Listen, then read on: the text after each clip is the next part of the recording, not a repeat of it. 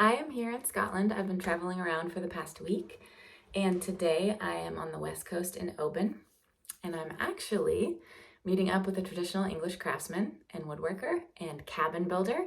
We're gonna go check out a cabin that he built.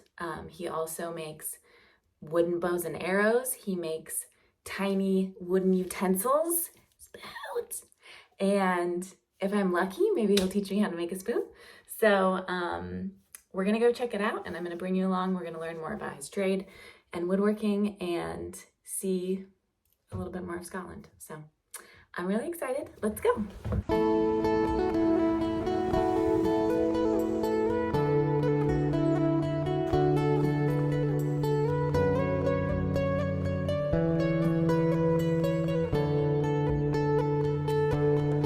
Hi guys, I'm here with Stuart of Living Edge Carpentry on Instagram. You can check out a lot of his projects over there. And we're here at this cabin that he built in Oban. Tell me a little bit about this cabin. Hi Emily. I built this cabin over the course of a couple of years from local and recycled materials with the help of a couple of local labourers. We hauled all the materials up the hill by hand. It was quite exhausting, but fun. And we built everything by hand from the groundworks all the way up to the roof. And used as many traditional techniques as we possibly could, including axes, axe work, knife work, traditional mortise and tenon joints, and try to keep it as authentic as possible. How long did it take you?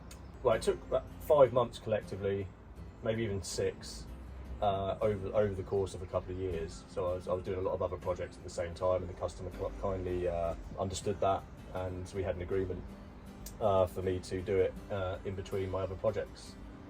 Which worked out well for both of us in the end. Where did you source the materials? Well, the main frame is made from larch trees in the round, so they've not gone through any process, they've come straight out of the forest. They were blown down in a storm, and the landowner kindly let us haul out the materials by hand, so we processed them in the forest, pulled them out, put them in the back of my truck, and then brought them to site and then carried them up the hill. And we did a lot of the lower joinery, the lower framework in a workshop about 10 miles away. So everything's within probably a 10-mile radius that this cabin's built from.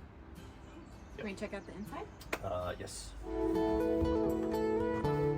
So here we are in this really amazing little cabin.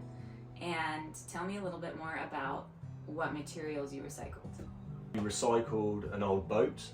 The partner of the customer had a bit of an ordeal. He was given a free boat, and there's an expression that there's nothing more expensive than a free boat. So we had a year of paying with this boat, and then eventually realised he couldn't fix it, and we decided to recycle a lot of it for this project. So we recycled the windows from the boat, little porthole windows, cabin windows. We also recycled some of the timber from the deck and reused that, made the door, and various other bits and pieces. Did you build this? Yes, this is a little ash and elm little table, just nice and narrow, so that obviously we're tight for space in here, we only had a certain footprint. So it's just a nice little table that 2 people can share, breakfast, coffee, whatever. I want to live here. So how does this cabin stay tucked up on the hillside? Okay, that's a good question. We're exposed right to the Atlantic Ocean here, so we get like 100-mile-an-hour winds.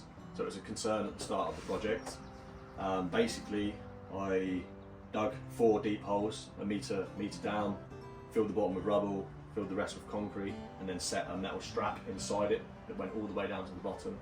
On top of the concrete, set a pad stone to separate the base of the cabin from any moisture, anything that can get in and rot the bottom of the cabin, and then we strapped the legs to the concrete and to the timber, and that anchors this cabin to the hillside. Can I see what's underneath? Can we go check Yeah, out let's go, yeah. Mind your head on the light there. Mind your head. So what do we got going on here? These are some pretty solid beams. Yeah. Well, this is all bracing, so it stops the building from moving side to side, back to front. Some of this is mortise and tenon, so if there's any craftspeople watching, like I would, I'd be critical of how things are built. So some of these are just bolted to save time, but we have mortise and tenoned a couple of bits for authenticity. But in terms of saving costs, we have bolted most things.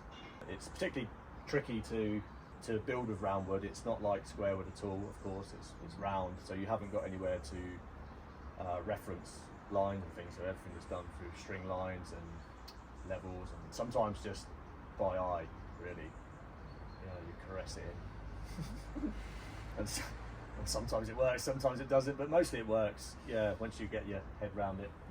So that's what's interested me, is building with round wood, because it really it creates free flow, definitely, rather than escaping the shackles of traditional carpentry. What's this? That's Fred Flintstone's favourite head whacker. It's just a mallet that we carved out of one piece when we first started another project, so it's lasted quite well. I don't know what the species is, but it's kind of like glow in the dark. It serves as a mallet to hit chisels, and it's got a good weight to it, so it removes timber well. Yeah. Very cool. Yeah.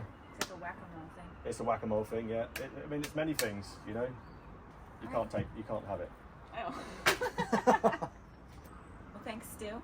That's all right. Nice meeting you. Yeah, and, it's been great meeting you too.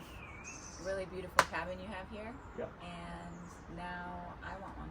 It's like Okay. a little treehouse, I think. Well, yeah, if you can afford to get me across the pond, then I'll come and build you a cabin, no drama.